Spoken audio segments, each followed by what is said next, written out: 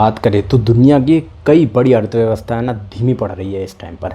लेकिन इसी बीच में जो भारत है वो ऐसी रिकॉर्ड बनाया ना उसने भाई, जिसने पूरी दुनिया का जो ध्यान है वो अपनी तरफ अट्रैक्ट कर लिया है। ठीक है, तो आखिर ऐसा क्या हुआ है?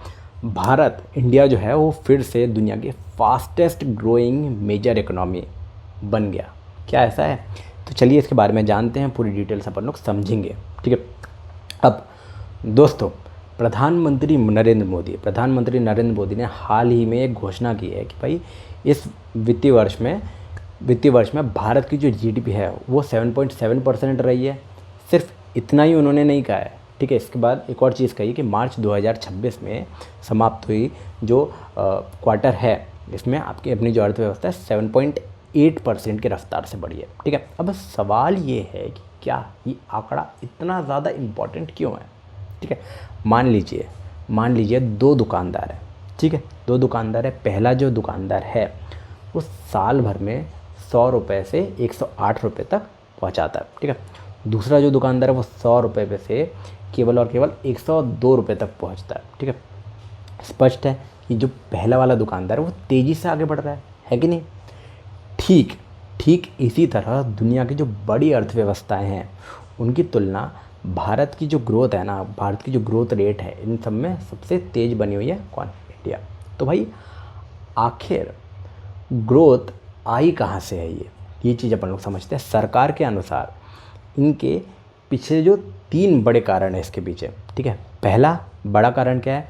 पहले बड़े पैमाने पर इंफ्रास्ट्रक्चर जो डेवलपमेंट हो रहा है। ठीक है, देश भर में नए नए हाईवे बन रहे हैं, रेलवे बन रहे हैं, कॉरिडोर बन रहे हैं, एयरपोर्ट बन रहे हैं। ठीक है, उसके बाद डिजिटल इंफ्रास्ट्रक्चर बन रहे हैं, इन सब का निर्माण हो रहा है। ठीक है, दूसरा कारण क्या है? दूसरा है इकोनॉमिक रिफॉर्म्स।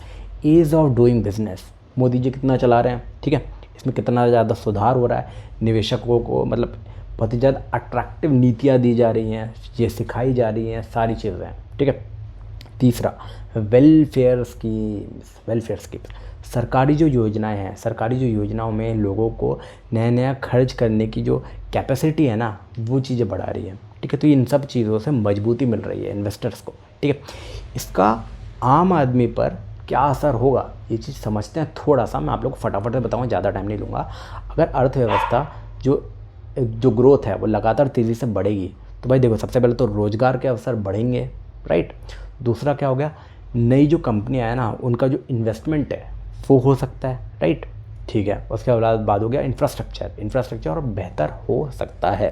ठीक है, लोगों की जो आय है, जीवन स्तर पर थोड़ा सा इम्प्रूवमेंट आप लोगों को देखने को यहाँ पर मिल सकता है। हालांकि देखो, केवल जीडीपी ग्रोथ ही ये सब कुछ नहीं होती है, ये चीज़ आप लोग जान करके चलो। असली सफलता क्या होती है? असली सफलता तब होगी जब जो है ना विकास जो है, डेवलपमेंट जो है वो देश भर में तेज़ी से बढ़े और छोटे लोगों तक पहुँचे। ठीक है, कंक्लूजन अगर मैं आप लोगों को बताऊं तो फ़िलहाल एक बात बिल्कुल साफ़ है, एक बात बिल्कुल क्लियर है। जब दुनिया की कई बड़ी अर्थव्यवस्थाएं जो है ना चुनौतियों का सामना कर रही हैं, तब जो इंडिया की ग्रोथ जो है वो बहुत तेज़ी से इंडिया ग्रोथ कर रहा है और बहुत ज़्यादा एक जो ग्लोबल लेवल पर बहुत ज़्यादा आगे बढ़ रहा है।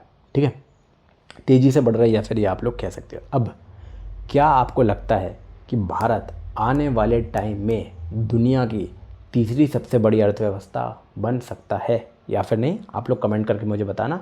इसके अलावा आपकी राय क्या है वो भी कमेंट करके बताइए। ठीक है, क्या आपको सच में लगता है कि देश डेवलप हो रहा है या फिर नहीं, ये भी बताइए, राइट।